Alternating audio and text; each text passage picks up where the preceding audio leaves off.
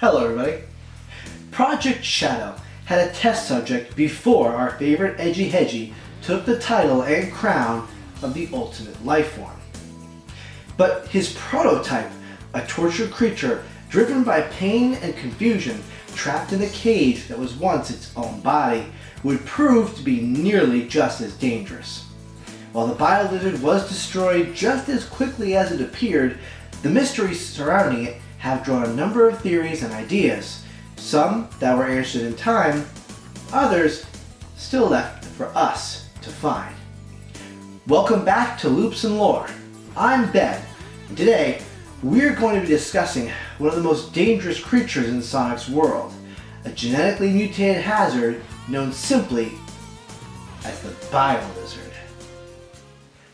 Originally, we assumed that this large reptile was a synthetic life form. Its sickly color, misshapen body, and massive life support unit, combined with the sparse details we see on the report Rouge confronts Shadow with, left nothing to make us believe that it started life as a normal lizard. Later, finding that Shadow was made from Black Arm's DNA strengthened this belief that neither started life as a natural being. But Gerald's journal tells us otherwise.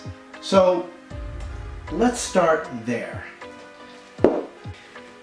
Now, getting a hold of an official copy of Gerald's journal is not an easy thing to do, so I've taken the liberty of acquiring a special copy, and I'm going to be referencing that. In entry 530, it is revealed to us that Gerald is using normie salamanders for Project Shadow to test chaos drives on a living creature. Now, if you don't know, normie is a term given to creatures in Sonic's world that are neither anthropomorphic, like Sonic, or a flicky, like Birdie. These creatures follow the same laws of our own animal kingdom and are normal. As for chaos drives, they are an artificial gem derived by extracting the energy of a real emerald to make synthetic emerald shards that can be used as a safer power source, since Gerald believes only a truly fearsome creature could wield the power of a raw emerald. The reason Gerald has chosen salamanders is for their manageable size and regenerative abilities. Now, some salamanders can regrow lost limbs, and so Gerald assumes that this will allow the creature to better survive the stress of being exposed to even limited forms of emerald energy.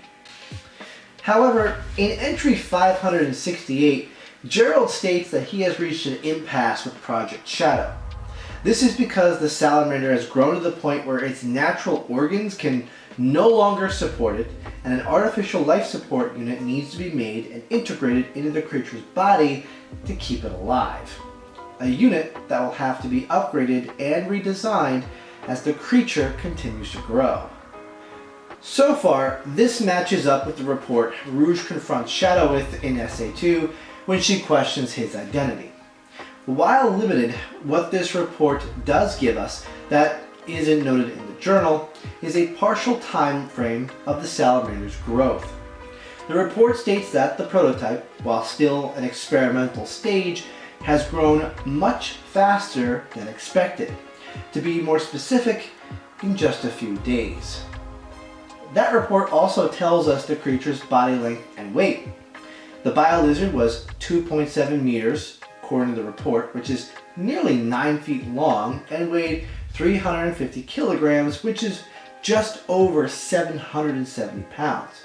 Now, it's important to note that the body length here could be referring to the length of the creature minus its tail and neck, but regardless, these measurements are still significantly smaller than it appears when Shadow later fights it inside the colony, and a reference photo added to the journal seems to further back this up. Still, it's pretty wild. The average size of a Chinese salamander reaches about 6 feet 60 pounds, and as for the Japanese giant salamander, well, that average is only about 5 foot and 50 pounds. But they don't stop growing because their organs begin to fail. Creatures don't typically outgrow their organs, and it would be difficult for the heart or lungs to be pumping life through your body at a rate that would allow your body to exceed them. That's just not how growth works normally. So here, we don't just see a creature growing out of control, but literally outgrowing its own natural supply of energy. That's like getting a light to keep glowing brighter even after the battery shorts out. But why would Gerald want this? Sure, getting a creature to grow to massive size could lead to medical advancements, but pushing it beyond its own limits makes no sense from a research perspective. If you're thinking logically, which clearly Gerald is not, Maria is not healthy, suffering from neuroimmune deficiency syndrome, and Project Shadow is just a stall tactic for Gerald to keep the funding he needs to find a cure for his granddaughter. The reason he continues to allow the Biolizzard to grow and keep it alive is to use it as a test mule for making a cure for Maria, even if those tests are beyond cruel.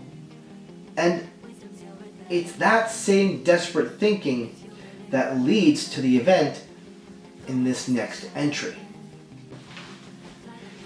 In entry 616, Gerald states that he encounters Black Doom and that the alien warlord is impressed with Gerald's work. We can only assume that he's referencing the Biolizzard, as it's the only thing that would have convinced Black Doom that Gerald could have produced a more superior life form with the aid of alien DNA. Gerald also states that Shadow had been created at this point and that the Biolizzard had been sealed below decks, indicating significant passing of time has occurred between these entries. Right before Shadow fights the creature in Sonic Adventure 2, Knuckles asks if it's the prototype that had been encapsulated. Gerald's journal states near the end that the Space Colony Ark had been completely shut down, and he presumes this was to keep the prototype from ending up in the wrong hands. But whether it was encapsulated during the series of events that's detailed in entry 616, or between then and entry 670 when the Ark was shut down, it's not explicitly stated. The reason this is important is to attempt to develop a time frame of how long it took for the Biolizzard to get to the size we see it in our encounter with it in Sonic Adventure 2. We could assume that its massive size, compared to its earlier description, might give us some clue, but when we fight it, its body is clearly struggling to survive. Its back legs are either in the process of regenerating or struggling to keep up with the rest of the creature's body. A body that isn't just sickly looking, but appears to be actively decaying, as we can see by the gray and black mixed in with its orange skin and the patches of sickly yellow that appear in different places. This might indicate that the Biolizzard isn't just being kept alive with the help of its support system, but that it's being kept from dying while its body begins to rot around it. The report Rouge shows Shadow is the gun's 23rd entry on the project, and Gerald has made 38 journal entries between the first salamander test and talking about the runaway growth. If we assume Gerald journals every day, which may not be the case, that would be a long time before the creature begins to grow out of control. Or it could be that several salamanders were used and that the Biolizzard was the first to survive up until that point. Although that doesn't seem to reflect Gerald's worrying for Maria finding out what happened to it, but rather suggests that there was only one. So again, this makes it hard to form a definitive time frame of how long it might take for a creature forcibly exposed to the limited energy of a chaos drive to begin to rapidly grow and mutate. But we do know that once the process takes hold, it doesn't take long for the effects to become dramatic. It's possible that only the fact that its own organs began to fail kept it from continuing to grow well beyond what we see. But the Biolizzard's runaway growth wasn't the only mutation. It was also able to expel bursts of chaos energy and use chaos control. In fact, it's the first being known to do so. And if that can happen with the siphoned energy of an emerald, what might happen if a creature was exposed to that energy in a raw form? Gerald's initial predictions were that only a truly fearsome creature could endure that much energy, but Gerald was also forcing this through experimentation, and we have proof that there are creatures who can endure long-term exposure to that energy. Namely, the Chow, but that is a separate conversation and not entirely relevant here. While they can safely absorb chaos drives, this is also after thousands of years of mutations from being exposed to the chaos and master emeralds in a more natural setting. So it's not fair to compare them to a salamander whose species very well had little to no contact with the emeralds in this way before now. On the other hand, Sonic and friends have also been exposed to emerald energy, granted for short periods of time, either in super form or carrying them around during an adventure. But as the emeralds always seem to scatter at some point, that exposure is still not for very long, and uniquely, they're being exposed to raw emerald energy and not the kind that has been manipulated by man's desire and genetic manipulation. However, there is another example where life was exposed to the energy of one of the Chaos Emeralds for an unknown period of time. That may have had an effect or two on that life that it was near. A creature that may have ties to the Biolizzard, and we will find it in IDW issue number 68, The Protector. Thankfully, this encyclopedia now contains nearly every piece of Sonic media and literature after a particular event. In what appears to be a throwaway side story, Sonic and Tails are trying to multitask. Find a Chaos Emerald they are tracking and test a new piece of gear. In the process, they fall into a sinkhole that leads into an abandoned mine that appears to have been left in a hurry. At the end of the tunnel, they find an open cavern filled with emerald energy, lush plant life, and neon glowing water. What they also find is a small salamander that gets scared by Sonic and leaps into that liquid. At this point, Sonic finds the emerald they were searching for laying hidden underneath some foliage. But here's the thing. The emerald ended up here after it scattered, as the emeralds usually do when brought together, but that was in issue number 29. We don't know how much time has passed since then, but we can assume that the emerald found its way here shortly afterwards. After Sonic snatches the emerald, a giant salamander appears and attacks him. This creature looks identical to the one Sonic saw earlier, except significantly larger and with glowing eyes, scales, and claws, but interestingly, bears a resemblance to the security camera photo of the Biolizzard attached to Gerald's journal in entry 568. After a brief scuffle, Sonic attempts to reason with it, telling the creature he will return the emerald to it, but if he does, others will come and take it, and that the creature's home won't be safe. If the giant salamander lets Sonic take the gem, Sonic promises that everything will be fine. The creature then shows them the way out, as if agreeing with the hedgehog's logic, and Sonic makes sure to cover their tracks before he and Tails hurry home to get some food. The end? This comic was originally meant to be released on December 27th in 2023, but was pushed back to January 3rd of 2024. Now, regardless of which date it came out on, the comic features a small salamander and a giant mutated one in an abandoned area of the world and in a story that involves a Chaos Emerald. The yellow one in particular, which is the same emerald used by Shadow in Dark Beginnings.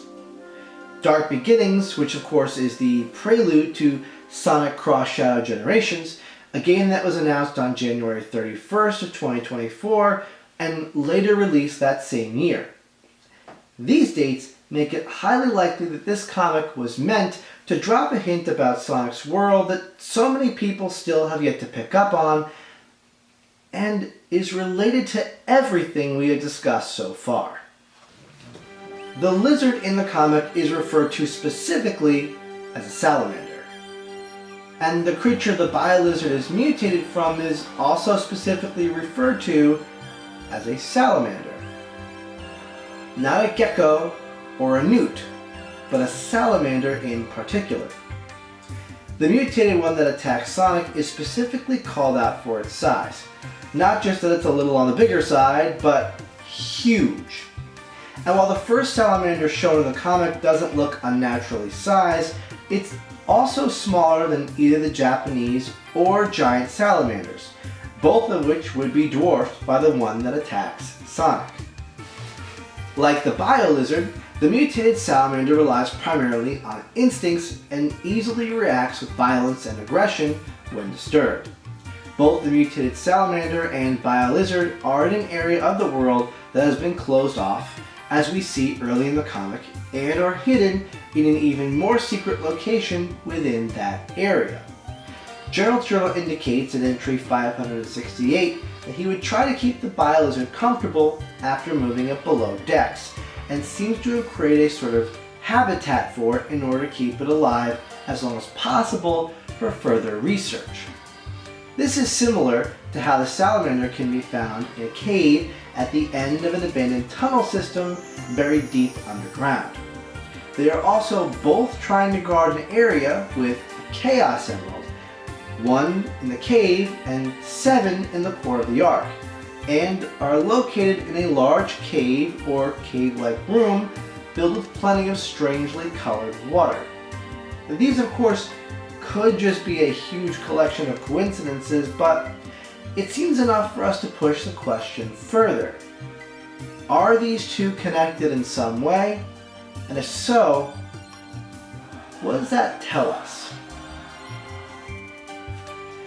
We don't know all the details about Sega's involvement with the IDW comics, but we do know that they have the final say on what goes and what doesn't, as well as a basic set of rules that the writers must follow, what elements they can use and what they can't. So, it's reasonable to assume that if there was a piece of world building that Sega specifically wanted to add in, they could request the comics to do so. Given how Sega established a lore council to make the story and world more consistent, we can expect them to use the comics as well as supplemental material like Tales 2, both of which are part of the current ongoing narrative, to help slowly fill the gaps the series has long left unanswered. Given how the Biolizzard makes a cameo appearance in Sonic Movie 3, had a completely reimagined boss fight in Shadow Generations, and a Lego set all at the same time, as well as new lore in Gerald's journal, it's clear that Sega knows that the Biolizzard is an important part of the story and important to the fans. So, again, there is reason both narratively and corporately to believe that this could have been intentional. So, let's chase this to the end.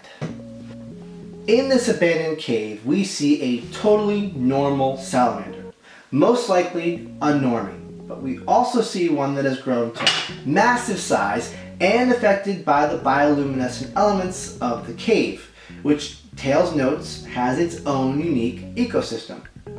It could be that this was all caused by the Chaos Emerald, which we can assume had been in the cave since the end of issue 29.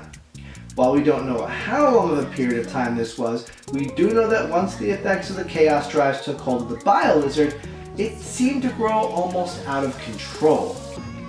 In the cave, we don't have creatures being directly experimented on by the acts of a man and his machines, but we do have the far more unpredictable nature at play. It is reasonable to think that the Emerald could have caused the mutations of the salamander, resulting in not just its size, but its glowing elements as well. Whatever made salamanders the perfect choice for Gerald's experiments with Chaos Drives would still make them susceptible to the natural effects of the emeralds. Remember, the chaos drives are not natural, nor was the Biolizzard's extreme growth or the device needed to keep it alive. If allowed to occur naturally, the emeralds could still have an effect on a creature, albeit not quite as dramatic and violent as that of the final hazard. While the Biolizzard seemed to act purely on violent aggression, the mutated salamander does so only when it feels its home is threatened. And while the Biolizzard appears mindless, the salamander appears to understand Sonic, or at least his intentions, and allows the pair to leave with the emerald in exchange for the safety of its home. The idea that the chaotic energy of the emerald could do this would also finally explain all of the other strange creatures and plant life we see in Sonic's world. Lost Jungle, with its giant plants and animal life, including a crocodile of mythic proportions that Vector hopes Vanilla never meets. Fleets of huge turtles, massive eagles, checkerboard ground, naturally forming loop-the-loops. The Chaos Emeralds could be the answer for all of it, and this would have been a subtle way to tell us. However, it's also entirely possible that this massive salamander was already here, discovered by the diggers who were so frightened they abandoned whatever it was they were searching for, and that's sort of what Tails tells us after they first drop in. But if that's the case, why would the emerald have ended up here? Was it just random chance? Not likely. A small animated scene added to the Origins version of Sonic 1 shows us Sonic surrounded by the original Chaos Emeralds, and when he reaches out to them, they show him a brief vision of the Six Stones flying off to West Side Island and being joined by a seventh emerald. A vision that kicks off the entire rest of the story. The gems are chaotic, to be sure, but not entirely random. Sonic and Tails do also tell us that the mine is old, though how old we don't know. And I almost went crazy trying to figure this out. Even looking into the history of mining. Looking into the tools, structure of the supports in the tunnel, which placed it no earlier than the 1800s by our Earth standards. However, the metal bucket in the cave would place this operation closer to the mid-1900s, which also places this operation around the same time as when Gerald's team first found a Chaos Emerald, meaning that they could have left in a hurry if the emerald had been the main objective, and especially if any extra funding was as tight as a low Earth orbit space colony would have demanded. And it would certainly seem likely that the emerald may have been drawn back here if this location had significance in the past. His journal, however incomplete, never mentions a creature that was already mutated by the chaos energy, nor does he mention this as a reason to choose a salamander for his experiments.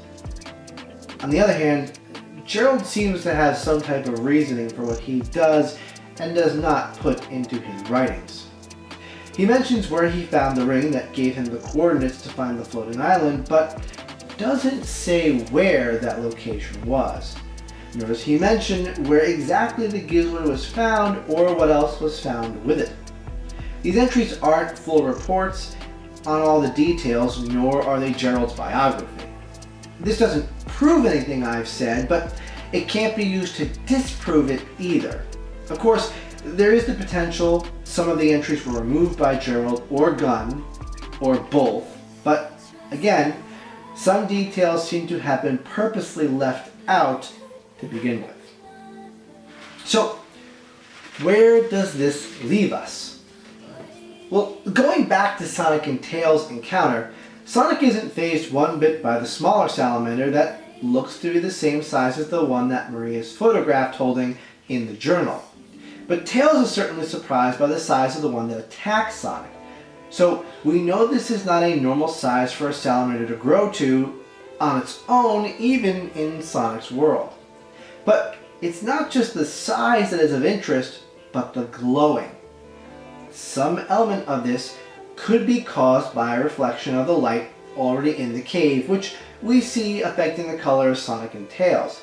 But the salamander itself is also producing this light, not just from its scales, but also the webbing between its fingers. Furthermore, traditional bioluminescence, a term used to describe this type of glow, is produced by certain types of microorganisms or chemical reactions, but eating either of them would not be more likely to send you to the hospital than make you glow. Meaning that the salamander here isn't glowing because it drank the funny water or ate some funny plants. And if it did consume enough to glow, those chemicals would probably end it. Even if it didn't, all of the other plants receiving nutrients from that water supply would then also be glowing, right down to the last blade of grass. And speaking of plants, how are there plants, green plants, at that inside a cave where there is no sunlight? Some plants can exist in extremely low levels of light, but the plants here look like the kind of lush green plants found in a jungle and could not possibly survive inside this cave unless they had been exposed to some type of energy intense enough to produce the same amount of radiation that plants normally get from the sun. Sonic and Tails initially confused the entrance to the cave as daylight because of how bright it is. So there may be enough light present to give the plants what they need, but how? Whatever amount of radiation is creating this strong of an effect on the environment in the cave could be affecting the growth of the salamander and causing parts of it to glow as well. The only thing in Sonic's world that could serve as an explanation for all of this is the energy of the Chaos Emeralds. Emeralds that have been on the planet for tens of thousands of years and, as we said, may have had untold effects on the planet and the life forms that call it home. Again, the fact that the emerald was attracted here in the first place gives reasonable suspicion that this cave is no more ordinary than any special stage. Still, I have to admit this theory isn't totally satisfying. It seems like the life in this cave had to have been caused or at least affected by the Chaos Emeralds, but proving so definitively seems, well, impossible. But there is one lesson we can prove definitively that I will leave you with. A theme presented in the original games was that of nature versus man. Or perhaps it's better to say natural versus unnatural. And with the Biolizzard and this mutant salamander, we see the same lesson still holds true in this world. Gerald, even with all of his scientific brilliance, was unable to make the Biolizzard into an ultimate life form, and in an attempt to save his granddaughter's life, ended up cutting it short. Judging the top brass for their ambitions while selfishly pursuing his own. His entire scientific career is a Biolizzard, a creature that is nearly truly alive or fully dead, but trapped in its own tortured existence. Ironically, the same as Maria, who, while kept alive on the Ark, wanted so desperately to be on the Earth. Compare this to the life inside the cave. Whether affected by the emeralds or not, it seems to be thriving all on its own. Here, life is calm, peaceful if not disturbed, and surviving even in conditions it shouldn't exist in. Not because it was forced to, but because it simply did.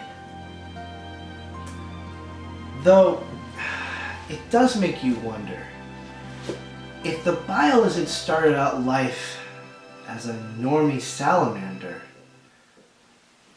Does that mean that shadow also started life as a...